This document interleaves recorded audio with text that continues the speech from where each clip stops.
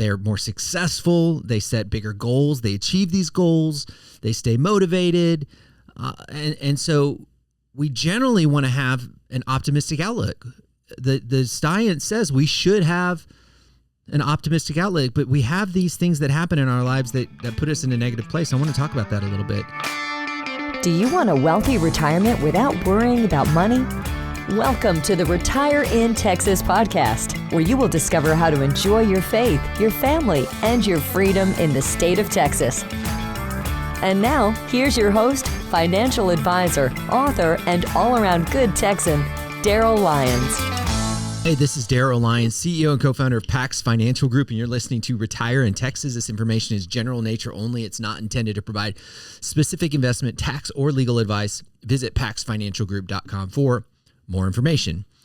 So I'm going to talk about optimism. I think it's important that you listen to this because I think it's a bigger factor in your investment experience than you might think and your overall net worth. I often think about investments as one part of your financial life, but if you really want to measure it, you measure net worth, and that includes much more comprehensive items like your real estate, your house, cash reserves, debt management. So not just your investment. So I want to talk about how optimism impacts your net worth.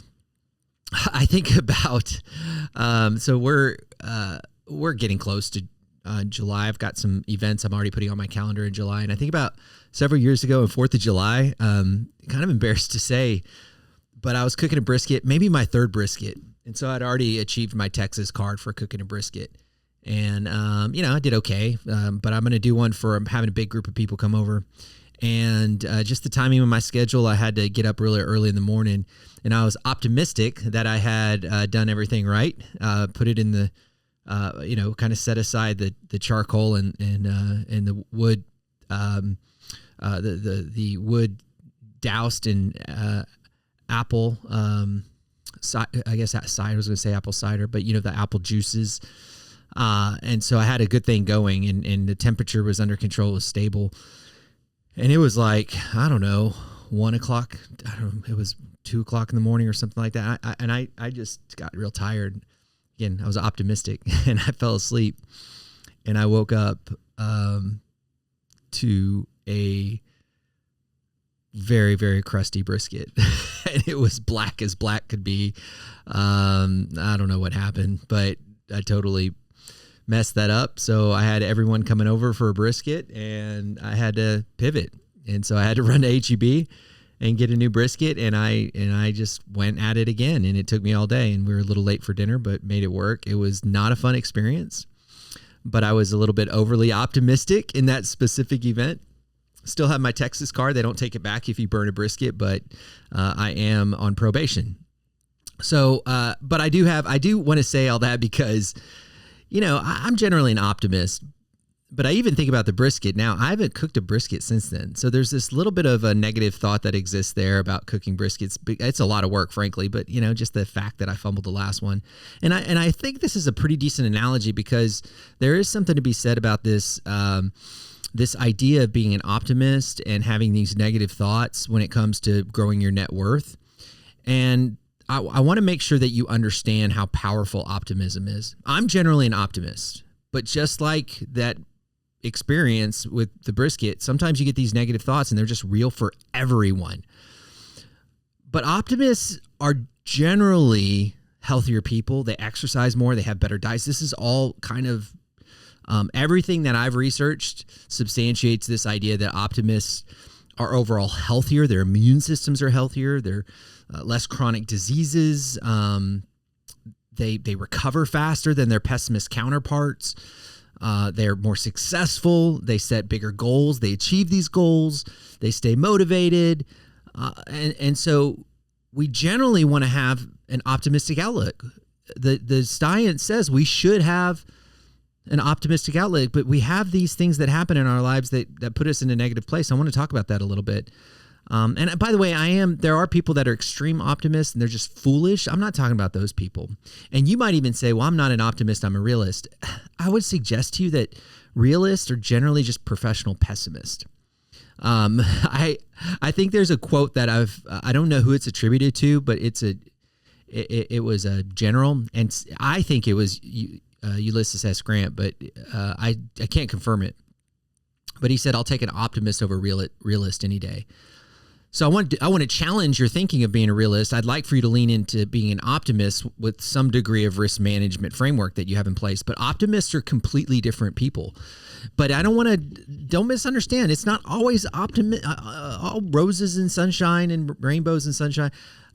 There's stuff that we deal with, and we're all wired different. There's this anterior cingulate cortex that we have in our brain. It's kind of this gear shifter, and it actually helps regulate the brain, and it is a part of the process that regulates our emotions, like fear. Some people call it the heart of the brain. And we all have this physiological makeup that's different than each other, very much genetic. And so we have various degrees of optimism. But the point I really want to make is that we have some control over it. We have some control over it. And so I want us to try to live a life of optimism. But when these negative thoughts come in, I'm going to give you two or three ideas today on how to get in front of it, how to move past it, how to not stay in that place of pessimism or frustration very long, because it's damaging. So the question is, can we control our optimism in the face of markets and wars and, absolutely crazy things that are out there? And I get it. I'm reading all the same stuff you are, by the way. Many of my friends, they were optimists one day and they're pessimists the next. We can do better. I think our default should be optimism, especially if you're a Christian. But then how do we deal with these? How do we deal with these negative thoughts?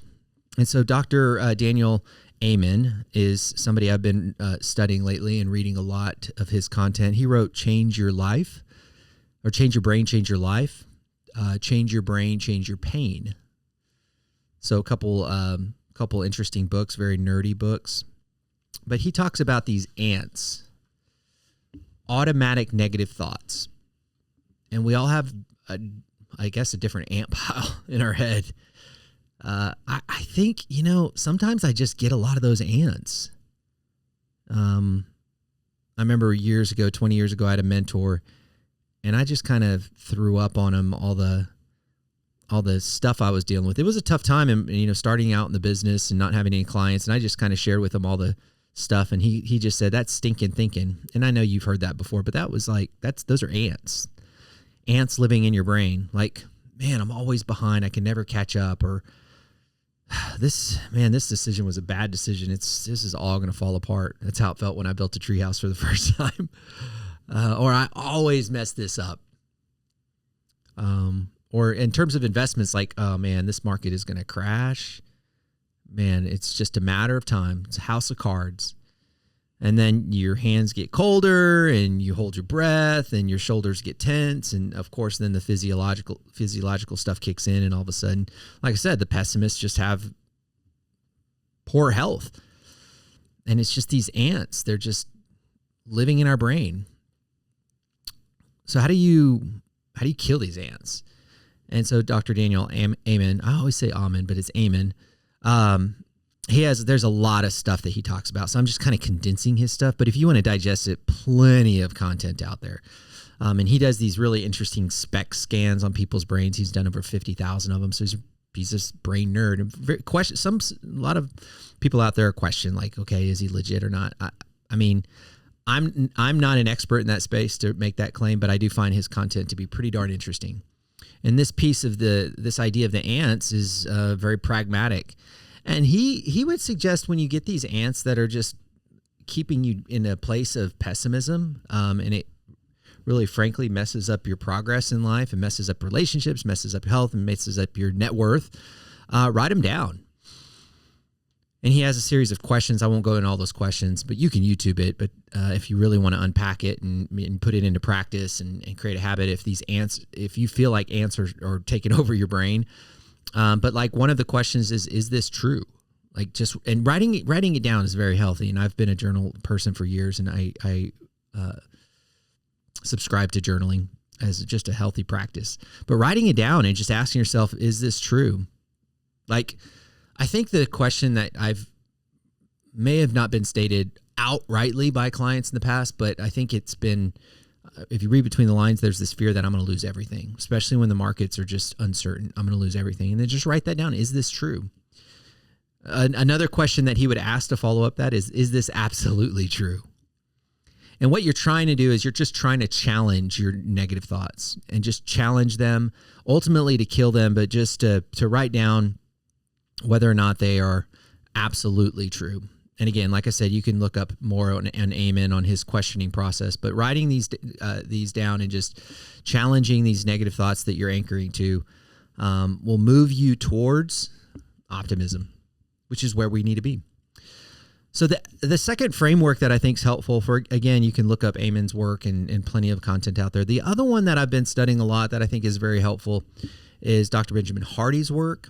And he's a behavioral, organizational behavioral, PhD in organizational behavior, something like that. Sharp guy, listened to plenty of his stuff, read his stuff, wrote a book called The Gap and the Gain. This is another, I think, interesting framework of thinking about like why we are living in the land of pessimism when we know optimism is a better outlook, especially as Christians. Like, why are we hanging out with ants? Why do we have this stinking thinking when we know we shouldn't?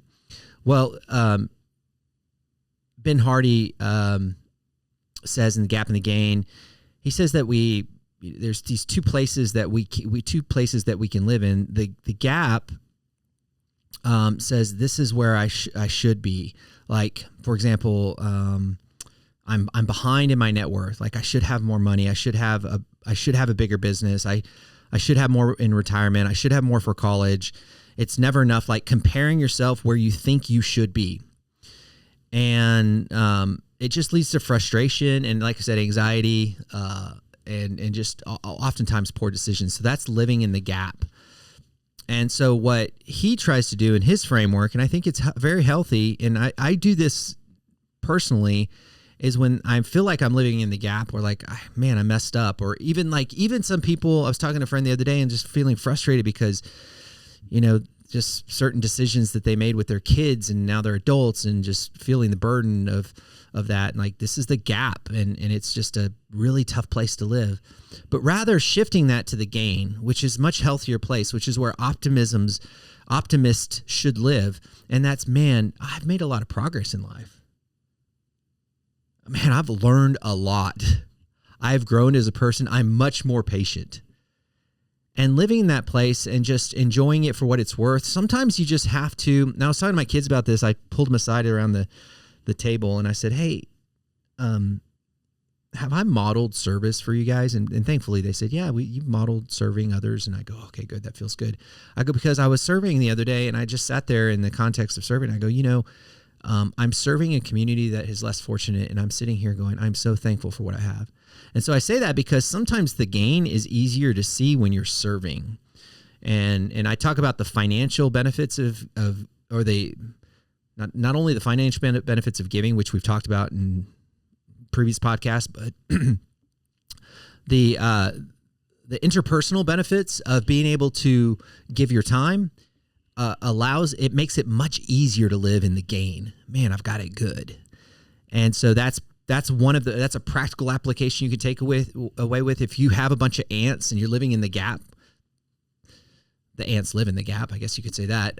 Then one of the antidotes to that is not only like what Dr. Amen said, is writing things down, taking inventory and challenging your thoughts, but actually serving. So let me just close it and kind of land the plane here with some financial applications.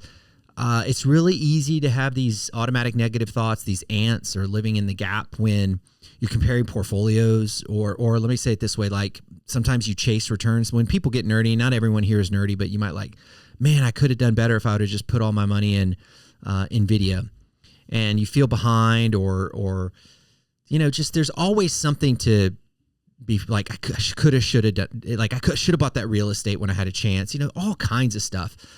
That's gap thinking. And I want you to start shifting to optimism, where you track progress, but you celebrate. I mean, there's something to celebrate about being consistent. There's something to celebrate. I think there's reason to celebrate when you didn't let your emotions make bad decisions, because the vast majority of financial mishaps are not like financial mishaps. They're emotional mishaps. People doing things haphazardly, rooted in emotions. And so if you've navigated the last 2 or 3 years in the market with all the uncertainty, I think that's worthy of celebration. So that's living in the gain. And so the simple framework is just recognize these ants, these automatic negative thoughts, check the gap, check your gap, making sure that you're not living in the gap, and then shift to the gain. It does take some practice. There's a lot of different frameworks to do this. This is one that I'm giving you to just maybe unpack a little bit more, especially if you want to be an optimist. If that's where your heart is, I want to be optimistic, but I keep living here, then hopefully this helps and at least kind of points you in the right direction. But bottom line is your biggest financial enemy isn't the market. It's the story you're telling yourself. And the story I'm telling myself is I need to do another brisket. I pause because it's a lot of work, but I will do one. I'll do it for you guys, okay? It's not going to be the kind that sits on a fork and it just bends just right and it's got all of that. I just want to mission accomplished and it didn't burn and go up in flames. How's that? I'm optimistic I can do that. And of course, optimism doesn't guarantee outcomes, but I would suggest it dramatically improves the odds. Thank you for listening today. And I want to remind you, you do think different when you think long-term. Have a great day.